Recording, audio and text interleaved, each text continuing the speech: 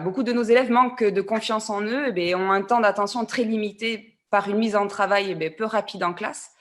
Ils arrivent, nous, en tout cas en lycée pro, ils arrivent très fatigués en classe de par un coucher tardif avec l'utilisation d'écran avant le sommeil, ce qui engendre souvent des élèves non concentrés et entraîne une perte de temps pour les enseignants. Donc ça traduit par une fatigue pour tous. En ce qui concerne l'expérimentation, donc elle vise à démontrer donc deux choses. Un, l'amélioration du climat scolaire, donc par un élève qui devient plus autonome en fait dans la gestion de ses émotions, tout d'abord en prenant confiance en lui, et aussi on a essayé de renforcer ce lien entre les enseignants et les élèves, cette meilleure qualité du lien. Et enfin, par rapport aux enseignants, l'application de nouvelles pratiques professionnelles. Cette expérimentation, elle a été mise en place donc, sur 2 lycées professionnels qui touchent à la fois l'industriel et à la fois le tertiaire. Nous sommes une vingtaine, 27 enseignants volontaires, mais aussi des membres de la direction, de la vie scolaire et des infirmières qui participent. Et cette première année, nous nous sommes fixés uniquement sur les élèves rentrants, c'est-à-dire les secondes, les premières années CAP, et on a ouvert au 3e prépa métier. Alors, dans le protocole expérimental qu'on a mis en place, il y a une journée de formation qui est mise en place en juin de l'année précédente. On fait une explication lors de la journée de rentrée aux parents et aux élèves. Il y a 1 heure aussi d'accompagnement personnalisé, 1 heure par semaine, qui est liée à la relaxation pour une grande partie des élèves entrants. Et il y a aussi un affichage dans toutes les salles de classe. Donc voilà cet affichage. Donc l'affichage dans ces salles de classe, où on retrouve bien sûr les 4 étapes essentielles du protocole à respecter. La première étape, c'est le dépôt des portables. La deuxième, c'est la mise en place des 5 minutes de détente ou de calme ou de relaxation. Le troisième temps, c'est le cours proprement dit. Et enfin, la 4e étape, c'est le temps de récupération des portables. Alors, par rapport à l'étape numéro 1, donc c'est le dépôt des portables dans la boîte ou vraiment pas sur les élèves, c'est pour nous le moment clé en fait pour la réussite du projet. Parce qu'on part du constat qu'il n'y a pas de concentration possible sans déconnexion. Donc, on insiste sur l'importance dès l'entrée en classe de la prise en main des élèves au seuil de la porte, un accueil qui se veut plus individualisé avec un emplacement de téléphone par élève. Pour ce qui est de l'étape 2, alors l'étape 2, c'est donc ce fameux 5 minutes ou temps calme, où dedans, il y a tout un panel d'activités qu'on peut proposer. Ça passe de la respiration à de la cohérence cardiaque, à des temps de musique, d'automassage, ça peut être des mandalas, de la lecture. On peut aller aussi vers de la visualisation pour des niveaux supérieurs. En gros, c'est toute une boîte à outils qui a été vécue et expliquée lors de la journée de formation, c'est-à-dire en juin de l'année précédente. Donc là, sur cette diapositive, on voit donc des exemples concrets. Donc sur la partie 1, on voit des élèves qui pratiquent la respiration relaxante ou le yoga. Dans la partie 2, les élèves sont en train d'effectuer des mandalas. Dans la partie 3, là, ils font donc de l'automassage. Et enfin, en 4, on voit une petite photo d'élèves qui sont en train de pratiquer la cohérence cardiaque ou écouter de la musique. Là, je vais juste expliquer un petit exemple parce qu'on ne peut pas rentrer dans tous les outils. Donc, on parle du premier, c'est-à-dire apprendre à gérer par la respiration. Donc, pour nous, la respiration, elle est là toute notre vie, donc il faut la sentir. Et dès qu'on arrive à observer vraiment ce mouvement de notre respiration, on devient plus conscient du moment présent et on fait un pas davantage vers plus de concentration. Donc, voici un exemple concret. Donc là, c'est la respiration carrée. Donc, on va inspirer par le nez. Par exemple, je vais vous montrer le carré par 4 temps. Donc, on inspire par le nez sur 4 temps. Vous allez bloquer après les poumons pleins, comme de l'apnée sur 4 temps également. On expire par la bouche sur 4 temps. Et enfin, on rebloque les poumons vides sur 4 temps. Donc là, maintenant, ça va être à vous de pratiquer. Donc, je vais juste vous demander pendant juste 10-15 secondes de fermer vos yeux. Donc, Et là, on va y aller. Donc, vous fermez les yeux. C'est parti. Vous allez inspirer par le nez sur 4 temps. 1, 2, 3, 4. Vous bloquez. 1, 2, 3, 4. Vous allez expirer lentement par la bouche. 1, 2, 3, 4. Et vous bloquez à nouveau vos poumons. 1, 2, 3, 4. Donc voilà, alors là, on a fait qu'un cycle, bien sûr, il faut le faire une dizaine de fois pour avoir un effet apaisant et relaxant. Donc là, on a pratiqué, donc on va passer voilà, à l'étape 3 et 4. L'étape 3, c'est le cours proprement dit.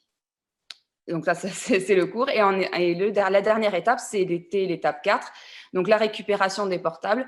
C'est un moment pour nous qui est très important à bien gérer, car l'enseignant vérifie bien que tous les portables sont récupérés avant la sortie de cours des élèves. Pour ce qui concerne le suivi, alors il y a un suivi toute l'année, annuel, qui est par un groupe WhatsApp ou par des mails et avec des questions diverses. Il y a eu une réunion à la rentrée où on a mis en place les emplois du temps avec les classes concernées. Avant la Toussaint, on a eu une réunion bilan avec un accompagnateur, c'est-à-dire un maître de conférence qui nous suit pour la recherche. Et enfin, on a eu une rencontre avec les référents Cardi en janvier. On a réfléchi à des remédiations et le bilan de ce début d'année. En termes de formation annuelle, alors il y a eu cette fameuse formation, on a vu la boîte à outils une journée complète l'année précédente, mais il y a aussi eu, avant Noël, on a fait venir une sophrologue dans l'établissement qui pendant 2 heures nous a donné quelques techniques de base de détente. Et après, entre midi et 2, sur une journée dans la semaine, je propose de revoir quelques techniques pour les volontaires. Et on est en demande d'une FIL, donc une formation locale pour la fin de l'année. En termes d'évaluation, donc plusieurs évaluations. Déjà, une évaluation qui se veut subjective, c'est-à-dire c'est vraiment les sensations des enseignants et des élèves. Et on en a une, bien sûr, plus objective avec des questionnaires psychologiques, donc validés scientifiquement, où on fait ces questionnaires en début et en fin d'année. Donc ces questionnaires, ils mesurent 3 items, principalement l'estime de soi, le bien-être et les stratégies de coping. Et un dernier point donc d'évaluation, ça va être la récupération des notes des élèves pour voir l'évolution. Pour ce qui est de l'analyse, donc à ce jour, on a principalement des effets subjectifs. On s'est rendu compte qu'en déconnectant l'élève de son téléphone, donc le téléphone hors de portée de l'élève, les effets sur lui et sur sa concentration sont indéniables. Après le temps calme, les élèves sont en règle générale plus réceptifs et plus attentifs aux apprentissages. Les élèves, dans leurs sensations, apprécient ce moment. Par contre, donc, on se rend compte bien sûr aussi que certaines classes sont plus réceptives que d'autres et que des outils, bien sûr, outils différents sont utilisés déjà en fonction des enseignants, mais aussi en fonction des classes. Donc, on a un accompagnement qui, par la recherche, à ce jour, on est un petit peu embêté mais pour le côté scientifique parce qu'on devait avoir des étudiants MEF qui est supervisé par un maître de conférence, donc M. Julien Bois sur le STAPS de Tarbes, et on a un peu du mal à mettre en place au regard du contexte actuel. Donc, on a les données, elles vont être présentes, on les a dans un document, mais à l'heure actuelle, voilà, les statistiques doivent être faites à la fin de l'année. En ce qui concerne donc les objectifs, tout d'abord, on va voir l'évolution donc des questionnaires psychologiques entre l'avant et l'après et les résultats scolaires. Sur le court terme, qu'est-ce qu'on recherche, nous, dans le lycée? C'est surtout une diminution du nombre d'exclusions, du rapport d'incidents et de commissions éducatives, et surtout une augmentation pour l'élève du temps de travail effectif en classe. Et à long terme, on espère une baisse de la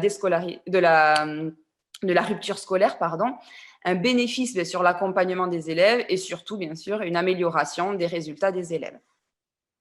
Alors, pour conclure, nous souhaitons, nous, bien sûr, que nos élèves acquièrent des méthodes de travail, des techniques de gestion de leur stress et prennent confiance en eux, afin de leur donner le maximum de clés pour réussir leurs examens et surtout, à long terme, s'insérer dans le milieu professionnel. Voilà, je vous remercie pour votre attention et n'hésitez pas si vous avez des questions.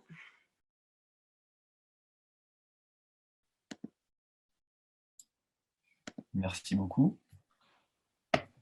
Alors.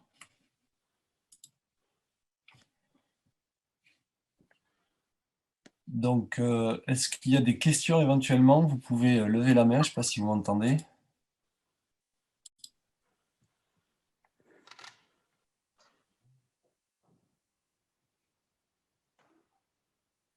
Alors, on demande est-ce que la boîte à outils est disponible? Alors, la boîte à outils, j'avais fait une formation sur une journée, alors je ne l'ai pas publiée quelque part, mais si la personne est intéressée, je peux envoyer en effet le document que j'avais utilisé lors de la formation. Bien sûr, voilà. Après, je ne sais pas si je peux donner…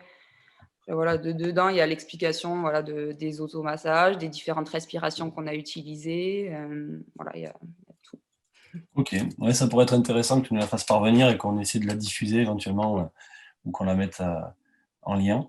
Oui. Autre question, est-ce que les élèves ne trouvent pas ça un peu trop répétitif? Alors, donc, on a essayé au maximum, bon, pour pas que justement qu'il y ait une répétition sur tous les cours, c'était pas du tout le but. On a essayé de cibler des moments clés dans la journée, par exemple le retour de la récréation. Par exemple, à 8 heures, on s'est rendu compte que ça servait pas à grand chose. Par contre, un retour de récréation ou après la cantine, on a vraiment vu un impact positif sur les élèves. Donc, voilà, donc là-dessus, on a été ciblé par un emploi du temps assez carré. Après, en effet, il y a certains élèves qui, bon, ils ont aussi une vie assez zapping, ils changent régulièrement. Donc, après, c'est important de leur, quand même, de leur faire vivre au moins 5-6 fois la technique qu'on a choisie. Après, on essaie de varier au maximum. Ils ne font pas, par exemple, la cohérence cardiaque toute l'année sur ce créneau avec ces enseignants. Voilà, c'est pour ça aussi la boîte à outils, c'est essayer, voir si ça accroche avec la classe et en proposer une autre si on voit que ça ne fonctionne pas. Ok, Je ne sais pas si j'ai répondu. Oui. je pense. Est-ce que tous les enseignants participent au projet? Non, alors c'est des enseignants volontaires. Donc sur un lycée, il y en a on est enseignant, on doit être une 12-13 sur un lycée avec la vie scolaire. On a une AED qui, à l'internat, le soir propose yoga et relaxation. Après, c'est vrai qu'on a la chance d'avoir aussi une personnel de direction quand les élèves ne veulent pas au départ un petit peu, avec les portables, on a un petit peu lutté. Mais ils les ont pris de suite en expliquant le projet, on a été soutenus là-dessus. Donc c'est vrai que, voilà, mais c'est du volontariat, on ne peut pas imposer aux collègues. Après, c'est vrai qu'on a des classes où, malgré tout, on a presque un tiers, voire 2 tiers des enseignants de la même classe, quoi. Plus de 2 tiers pour une classe au moins. Ok. Est-ce que, oui, comment les élèves ont accueilli le dispositif au départ?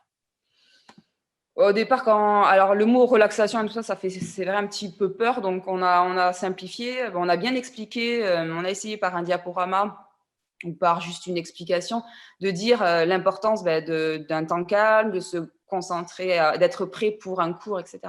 Donc, je pense, à chaque fois qu'on a essayé, on a pris le temps en tout cas d'expliquer aux élèves, ça s'est relativement bien passé. Après, dire on fait de la relaxation, bon, des fois ils font oh non, voilà. Donc des fois c'est un peu dur d'accrocher les premières séances, c'est sûr, il faut vraiment montrer aussi notre intérêt, pourquoi pas pratiquer avec eux des fois, le faire avec eux et montrer que c'est important pour nous. Et après, souvent la classe quand elle a pris, c'est assez positif. Alors il y a des classes qui prennent pas, hein, c'est pas idyllique. Voilà, il y a des classes où voilà, une classe de CAP principalement où voilà, on est toujours en train de chercher encore des outils, ils ont du mal, donc on est passé juste par de la musique. Voilà, on essaie de trouver des remédiations voilà, suivant les classes. Ok. Est-ce que, si possible, tu pourrais nous faire parvenir le contact des différents intervenants qui viennent? Alors De ton accord, bien sûr. oui, oui, alors les intervenants sur ce qui est la formation, c'est moi qui les fais entièrement. Donc la formation de la journée avec toutes les boîtes à outils. Et si on parle des intervenants, par exemple la sophrologue qui est venue 2 heures, ou après il n'y a eu que ça finalement à l'heure actuelle parce qu'après on est en formation. Voilà, après la formation, la plus grosse formation de la journée complète, c'est moi qui l'ai effectuée. Ok.